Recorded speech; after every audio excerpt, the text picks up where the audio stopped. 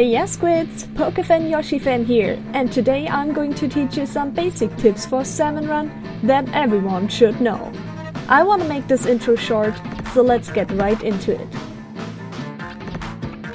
Number 1. Revive your teammates. This should be an obvious one, but for some reason I still see many squids who don't follow this rule. Of course you can't revive them instantly all the time, due to certain unpleasant conditions, but please don't be that certain quote-unquote brave squid who tries to solo every single boss and then fails. It is always better to have a full team of workers to fight the bosses and to paint the ground. Every single time a squid is down, you get one less person to kill the bosses, to revive your teammates, or to help you out when you are in a sticky situation. If your splattered teammate is out of reach, you just have to throw a bomb at them to help out.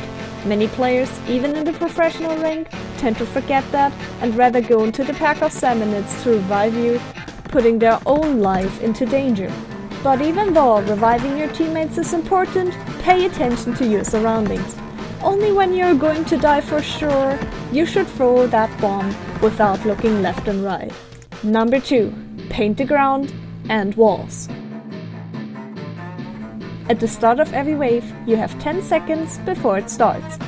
Use those 10 seconds to paint the ground as much as possible, so it is easier for you to move around.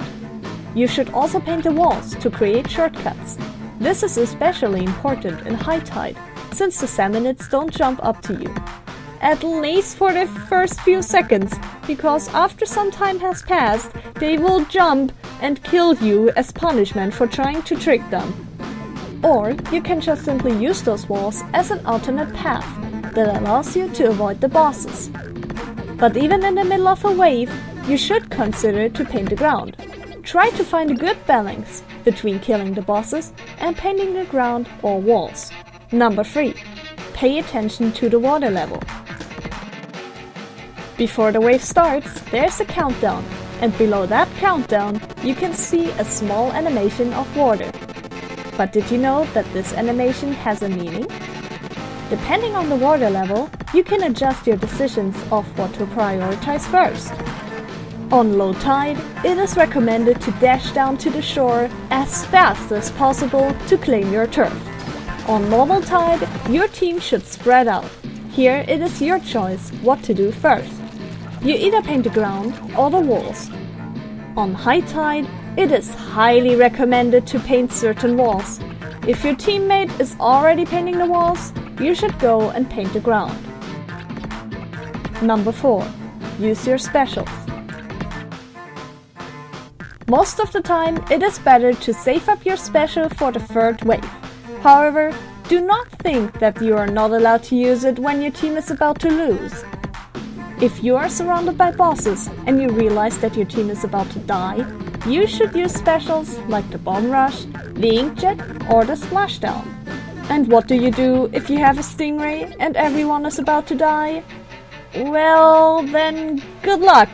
Hope that your co-workers know that they have to use their special. However, the stingray is great to revive distant teammates when you know that you won't survive anyway. Please do not use that special as a panic button when it can't help you. You will lose that one use of special forever, and it was not worth it. Before I end number 4, enjoy some footage of how to use your specials effectively.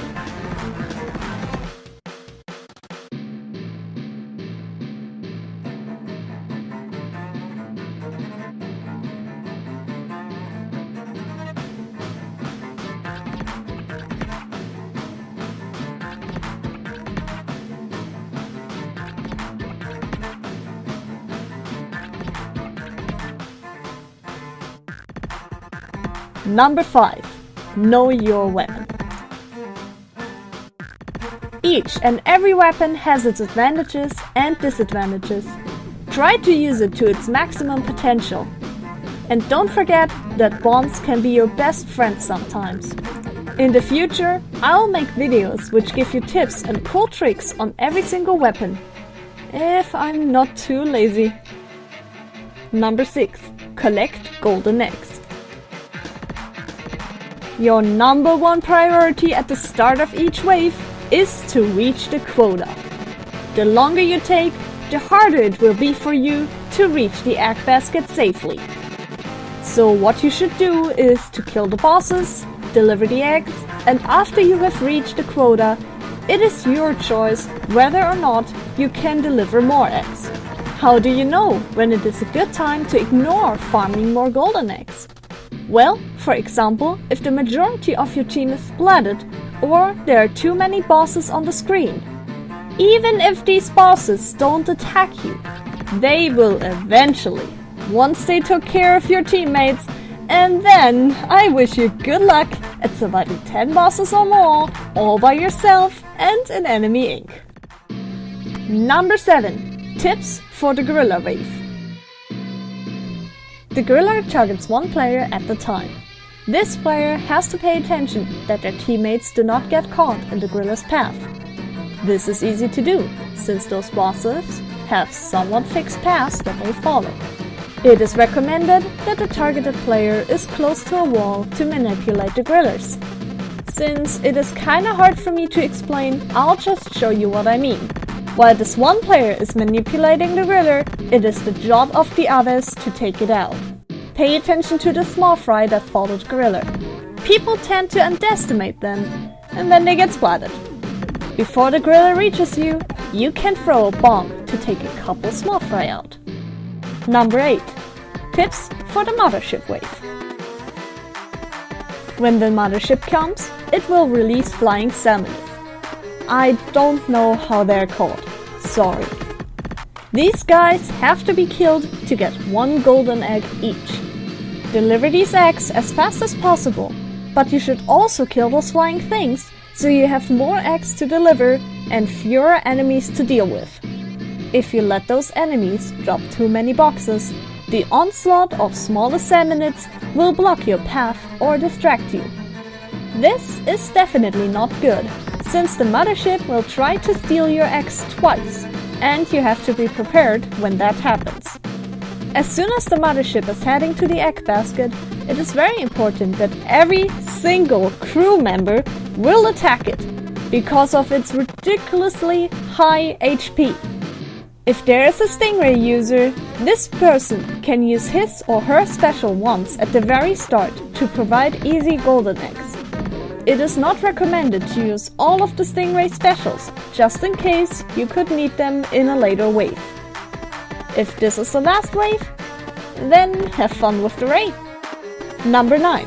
Tips for the Salmon Rush wave. This is one of the most dangerous events in Salmon Run, so it is really important to coordinate your movements. First, you should go close to the egg basket and start shooting the salmonids. Try to pay attention to your ink tank and that of your teammates. Sometimes it is better when you collect the eggs while your team is shooting, so when they run out of ink, you can switch roles. Using your special is very important in this wave, but only do that when you and your team is in trouble. If you have a weapon which is bad at killing, go and focus on egg collecting first. There's also an advanced high-risk, high-reward strategy which you can see on the screen right now. You should only do this one when you trust your movements. If this is done right, it will spare your team a few seconds of onslaught, and it will also splat many salmonids at once in a safe way. Number 10. Tips for the Chillhawk wave. This wave can be really fun if done right. First of all, only one person should go into the cannon. The other ones have the task of collecting eggs. While being in the cannon, you can easily take care of most bosses. However, be aware of Moss, since this boss will sneak up on you, and we all know what happens next. Number 11. Tips for the Goldie Gusher wave. The Goldie is in the gusher which gives off the most light. However, I have some trouble really seeing it. Sometimes it works for me, and sometimes not. So if you know which light has the Goldie in it guaranteed, let me know in the comments. Alright, so what I do instead is activate one gusher. If the water in it comes out without much light, the goldie is not close. If it does, then you should continue searching around that area. As soon as the goldie is revealed, you should try to only shoot it when it is close to the egg basket, because if you don't, there's a high chance that these eggs will get stolen before you can deliver them. Once there are only a few more eggs on the ground, or none, you should continue searching for the next gusher so everyone can focus on the goldie again. If you shoot too many wrong gushers, there will be a lot of enemies to deal with. Then it is recommended that the best killing weapon should take them out, for example a roller or the dolmies. Alright, and that's it for this video. One last advice for you guys is to not lure the enemy attacks into your teammates. Please. For example, flyfish missiles. I have died too many times because of that. So if you like this video, please leave a like and subscribe to my channel for more gaming content. Also share this video so we can make Salmon Run easier for us. Thanks for watching, and I'm gonna see you guys next time. Bye bye!